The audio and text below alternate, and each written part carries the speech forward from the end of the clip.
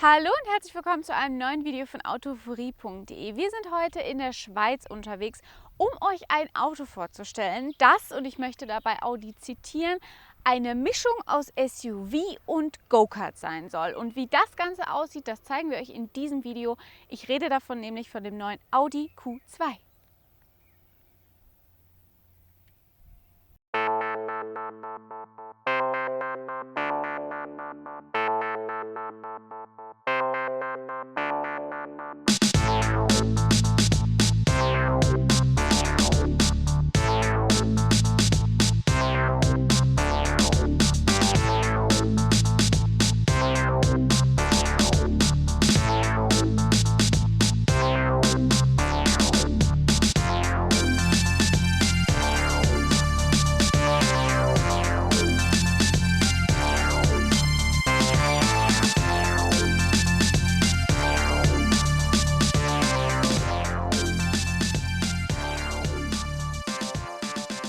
Ich nehme es direkt mal vorab, ich weiß nicht, ob Audi sich wirklich mit diesem Ausspruch Go-Kart und SUV in einem einen Gefallen tut oder ob sie sich nicht sogar selber ein kleines Beinchen stellen.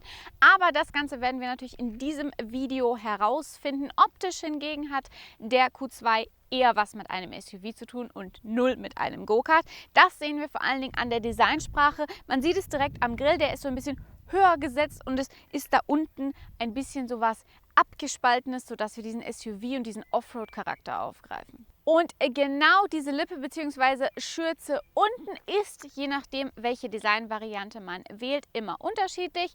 Link dazu unten in der Infobox, denn wir haben das beim A3 noch etwas genauer vorgestellt. Der Grill bleibt aber immer derselbe und der hat in diesem Fall die Form eines Oktagon. Und da drin findet sich wieder, hier in diesen kleinen Ornamenten des Grills, eine Form des Polygon immer wieder. Und genau diese Form, nämlich das Polygon, soll im Auto immer wieder aufgegriffen werden. Farbentechnisch haben wir hier diesen Koralle-Orangeton gewählt. Es gibt noch viele andere, auch sehr leuchtende Farben, 12 an der Zahl. Scheinwerfer haben wir hier serienmäßig Xenon-Scheinwerfer. Wir können aber auch upgraden auf LED, wenn wir denn möchten. Was man allerdings nicht beim Q2 findet, ist Matrix-LED. In Sachen Felgen haben wir hier jetzt 17 Zoll Felgen und ich möchte zu dem Look der Felgen einfach mal sagen, er ist speziell. Man muss ihn sicherlich mögen. Ich finde ihn jetzt nicht so passend, aber das ist wie gesagt Geschmackssache.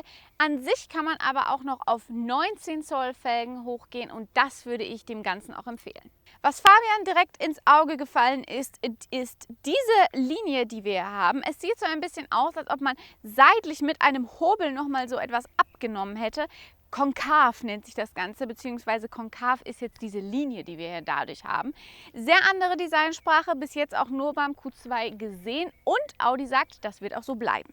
Was wir außerdem hier hinten sehen, ist, wie Audi es nennt, das Blade. Ich hingegen nenne es einfach nur die C-Säule, die nochmal farblich abgesetzt wurde und mit einem extra Bauteil versehen wurde. Sieht sehr sportlich aus, hat meiner Meinung nach aber den negativen Effekt, dass, wie ihr es schon sehen könnt, die C-Säule extrem breit geworden ist. Das heißt, beim Rückfahren, auch wenn man denn ein guter Fahrer ist, kann man nur ganz komfortabel und entspannt fahren, wenn man dann auch die Rückfahrkamera nutzt. Dieses Blade gibt es in diversen verschiedenen Farben und Spoiler-Alarm, wir haben vorhin mitbekommen, dass es auch Mitte 2017 das Ganze in Carbon geben wird. Wenn man das Fahrzeug von der Seite nach hinten gehen betrachtet, haben wir so eine leichte Coupé-Form, die da so ein bisschen heraussticht. Der Popo selber ist allerdings sehr markant eckig und auch irgendwie anders geworden. Wir haben hier also eine sehr starke Designsprache, ein sehr anderes Design. Und was mir natürlich aufgefallen ist, neben diesen herausstechenden Zweiteilen hier und natürlich auch hier unten dieser Schutzverkleidung, die dann wieder diesen SUV-Charakter aufgreift, ist die Heckleuchte. Ich hatte direkt beim ersten Mal das Gefühl, und ich bin ein sehr intuitiver Mensch, dort irgendwie reingreifen zu wollen, dadurch, dass wir jetzt diese Tiefen hier drin haben. Hinter dem ganzen Spaß verbirgt sich dann ein Kofferraumvolumen von 405 Litern, das wir auf 1050 Litern erweitern können, wenn wir denn die Rücksitzbank umklappen. Und auch der Raum hinten ist nochmal zweigeteilt, nämlich in das Fach, was wir sehen, und ein Fach nochmal darunter. Das Ganze lässt sich nicht nur manuell, so wie ich es jetzt getan habe, öffnen, sondern auch elektrisch, allerdings nicht mit Fußsensor. Warum, das habe ich ehrlich gesagt noch nicht ganz verstanden.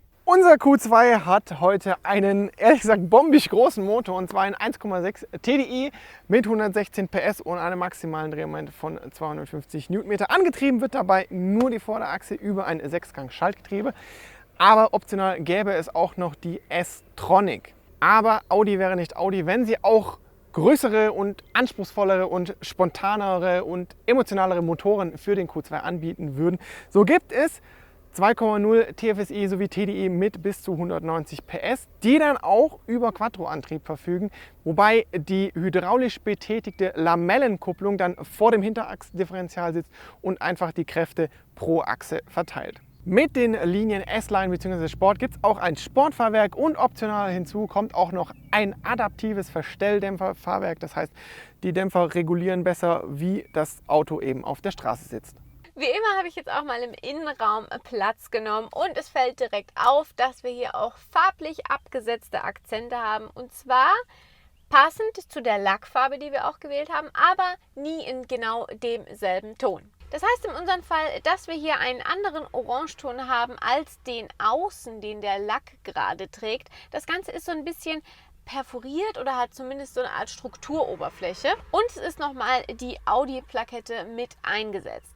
Der Rest hingegen ist schwarz und wir haben hier dieses Mattchrom oder Stahloptik, je nachdem wie man es nennen möchte. Lenkrad sowie auch Sitze sind dann aus Leder, und zwar einem Leder, was sehr grobporig ist, also kein sehr feinporiges Leder, und das hat wiederum abgesetzte Ziernähte in hellgrau, passend zu diesen Streifen, die wir ja auch an den Seiten von den Ledersitzen finden. Kleine Details finden sich hier, die mir sehr, sehr gut gefallen, wie zum Beispiel der Rückfahrspiegel, den wir hier oben haben. Der hat keinen Rahmen und fügt sich dadurch sehr schön subtil ein und wirkt halt auch ein bisschen eleganter.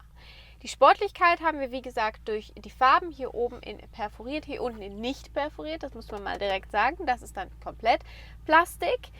Wir finden hier außerdem das virtuelle Cockpit wieder, das wir ja von Audi mittlerweile kennen. Wir haben es in diversen Videos euch vorgestellt. Link dazu auch wieder unten in der Infobox, wer sich da nochmal genauer informieren möchte. Ich bin kein großer Fan davon, es ist einfach nicht meins, aber man gewöhnt sich mit der Zeit auf jeden Fall dran. Das virtuelle Cockpit ist und bleibt aber natürlich optional und nicht serienmäßig. Genauso wie das 8,3 Zoll Display, das sich hier oben befindet. In dem Fall hier haben wir jetzt das klassische Audi Sound System verbaut, und das muss man doch echt sagen, ist doch schon recht beeindruckend bzw. überrascht echt positiv. Ich kann mir nicht vorstellen, dass jemand, der einfach nur so zwischendurch Radio hört oder einfach mal eine CD oder jetzt mittlerweile USB-Stick reinlegen möchte, dass der mit diesem Soundsystem nicht klarkommt. Wer natürlich hohe Ansprüche hat, der sollte dann eine Variante höher greifen. Mit dieser hier bin ich aber vollkommen zufrieden. Auf der Rücksitzbank Platz genommen habe ich mehr Platz als erwartet. Das kann ich direkt mal vorweg sagen. Ich bin ca. 1,70 groß und der Fahrersitz ist auf Fabians Körpergröße von ca. 1,80 eingestellt.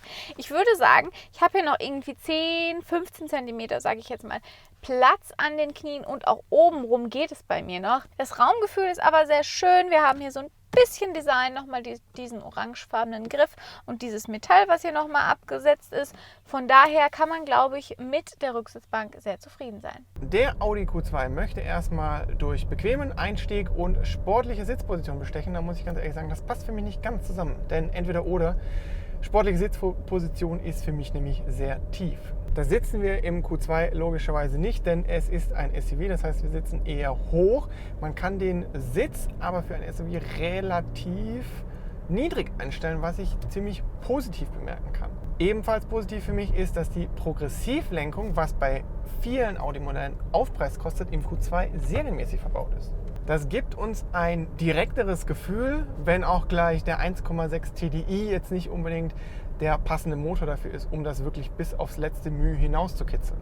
Der Motor als solches ist aktuell noch nicht zum Verkauf freigegeben, deswegen kann ich jetzt zum Verbrauch auch nur mal schätzen, was er verbrauchen sollte.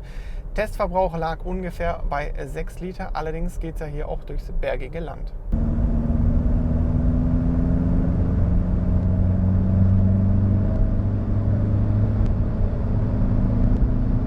Wenn man nicht gerade die kleine Basismotorisierung wählt, die, sagen wir mal, ausreicht, aber jetzt nicht unbedingt die Wurst ordentlich vom Teller zieht, kann der Q2 auch bis zu 1,8 Tonnen anhängen, allerdings je nach Motorisierung, das heißt der 1,6 TDI kann da leider nicht ganz mithalten.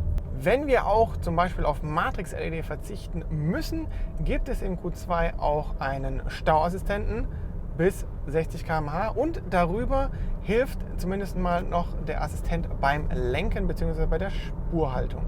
Müsste ich mich jetzt auf einen Motor beim Q2 festlegen, dann würde es wahrscheinlich auf die 150 PS Variante als Benziner oder als Diesel hinauslaufen, wobei ganz persönlich der 1,4 TFSI im Q2 wahrscheinlich deutlich mehr Sinn macht. Zum Abschluss wie immer ein kleines Fazit von uns zum neuen Audi Q2. Ganz grob gesagt hat Audi hier gute Arbeit geleistet und man erkennt auch einige Züge, die neu sind, gerade in der Designsprache, wo man sich denkt, hey, das ist nett, davon will ich mehr sehen. Aber irgendwie hat man das Gefühl, da könnte doch noch mehr kommen. Da fehlen irgendwie so Kleinigkeiten, wo man sich denkt, warum sind die nicht da? Zum Beispiel dieses ganz simple, einfach nur den kleinen Sensor hinten reinsetzen, damit man dann auch mit dem Fuß die Heckklappe öffnen kann. Warum gibt es das hier nicht? Also ein paar Fragen bleiben bei diesem Fahrzeug offen, aber an sich ist es ganz gut gelungen. Den Motor, den wir hier hatten, mir fällt es etwas schwer dazu, was zu sagen, denn natürlich funktioniert er, natürlich kommt man vorwärts, aber man möchte so ein bisschen mehr Leistung, da fehlt was. Darum von unserer Seite die Empfehlung, falls ihr den Q2 unbedingt haben möchtet, nehmt einen größeren Motor. Wie immer geht zum Schluss das Wort an euch. Wie gefällt euch der neue Q2? Wäre das ein Fahrzeug, was ihr euch zulegen würdet? Wenn ja, warum? Wenn nein, warum nicht? Außerdem, falls euch dieses Video gefallen hat, dann gebt dem Ganzen doch einen Daumen hoch. Wir würden uns sehr, sehr, sehr darüber freuen. Und falls ihr uns noch nicht abonniert habt, dann tut das doch einfach. Dann sehen wir uns nämlich auch beim nächsten Mal wieder.